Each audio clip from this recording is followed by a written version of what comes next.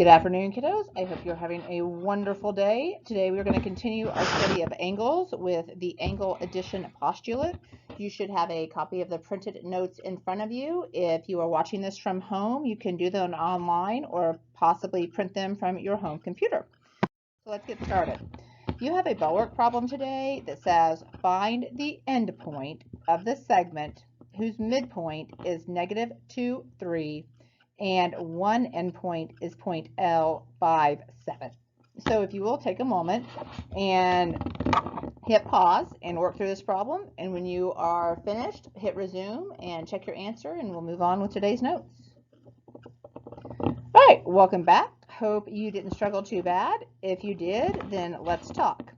So basically what happens if we have some point 2, 3, which is in, and they tell us that that is the midpoint of the line. They also tell us that we have one end of point L, which is the point 5, 7. So if we attempt to get a visual of what is going on, this here is my midpoint. So that means that my line is coming down this way and continuing on, and somewhere over here, and I'm not sure where, I have another endpoint. So you can use the formulas, or we could use what I call ME. So ME stands for endpoint, midpoint, endpoint.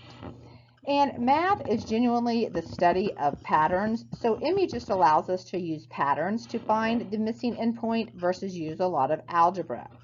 So the endpoints go in the endpoint slot, and the midpoint goes in the midpoint slot.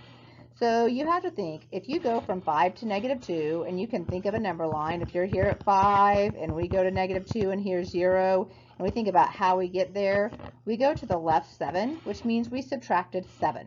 So to go from 5 to -2, we subtracted 7, so now I have to subtract 7 and keep the same pattern alive to get my other endpoint. -2 minus 7 is -9. Same concept for the y values, 7 and 3, I'm going down, so 7 minus 4 gives me 3, so I'm going to subtract 4. 3 minus 4 is -1.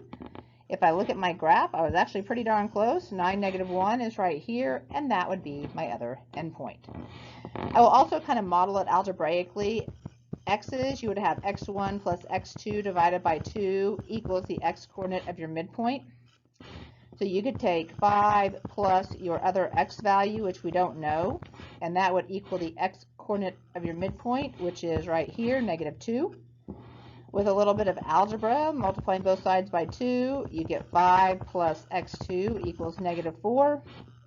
And then when you subtract 5 from both sides, you get x2 equals -9, which absolutely matches what we got over here doing ME. And then you could repeat the same thing for the y. Promise you will see that question on your test. All right, so today we're going to talk about the angle addition postulate. It is basically almost a mirror image of the segment addition postulate. So a quick recap, if we had segment addition, and this was A, and this was D, and this was P, segment addition said that we could take segment AD and add it to segment DP, and that would actually give us the length of the whole line, AP. So that is a one-dimensional line. So now we're going to take, and we're going to do this using angles. So if we think about what happens right now, I have the measure of angle BAD right here. So BAD, bad, is right here. And then I have the measure of angle DAC right here. And when I add those two angles up, I actually get angle BAC, which is this whole entire angle here. And that is the gist of the angle addition postulate.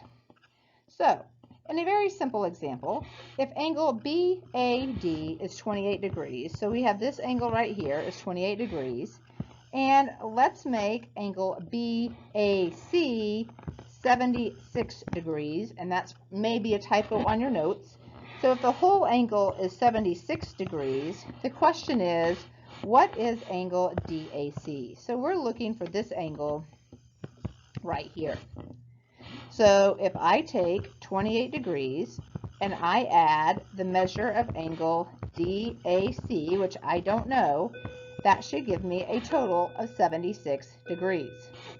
From here, I'm just going to continue on with my algebra. So I need to move the 28 over to the other side. And that leaves me on the left with the measure of angle DAC. And if I take 76 and subtract 28, I get 48 degrees. I can always check that, because if I take 48 degrees and I add that to 28 degrees, I get 76 degrees, which matches the original angle. All right, let's move on to the next example.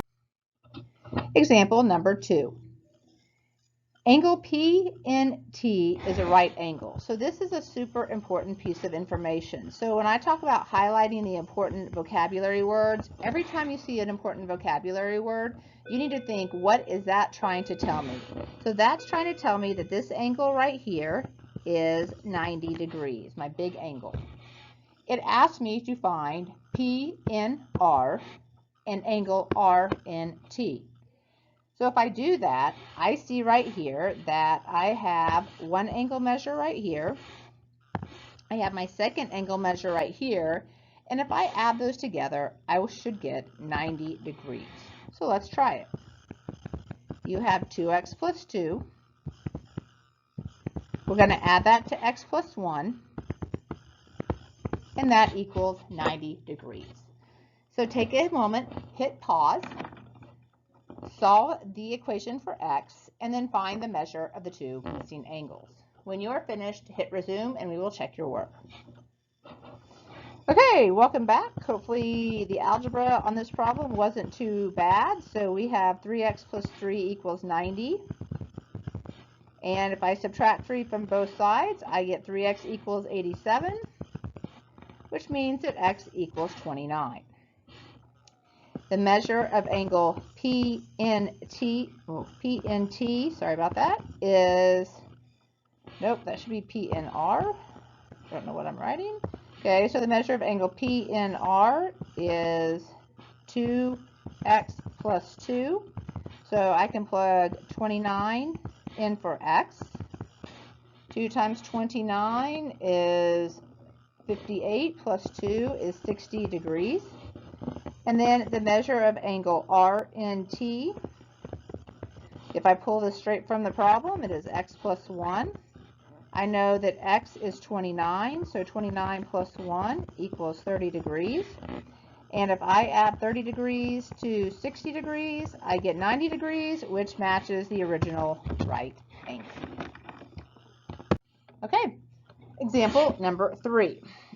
Segment AB is an angle bisector of angle MAT.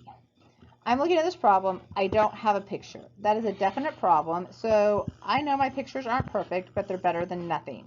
So I have an angle MAT, and you can draw an acute angle, obtuse angle, doesn't matter.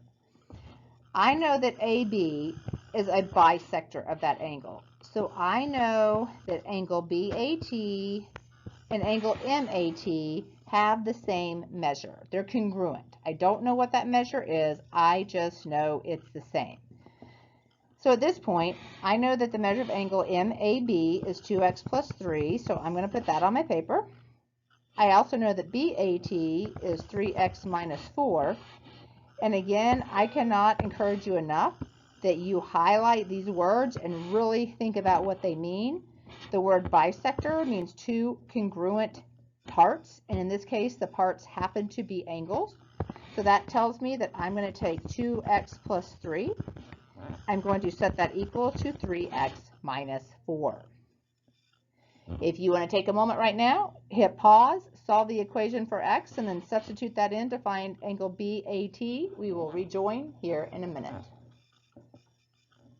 All right, cool beans. Hope you had a pleasant experience solving this equation. If I subtract the 2x from both sides, you get x minus 4 equals 3. I'm going to add 4 to both sides, so 7 equals x. If you look at what the problem is asking for right here, the problem is asking you to find angle BAT. So when I do that, I need to come down here, and I know that the measure of angle BAT is 3x minus 4. I just found x to be 7, so I'm going to take 3 times 7 minus 4.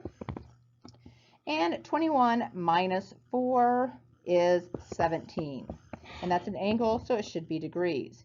If we just want to check for fun, because I know you guys love doing extra math, we could do the same thing here for MAT, 2x plus 3.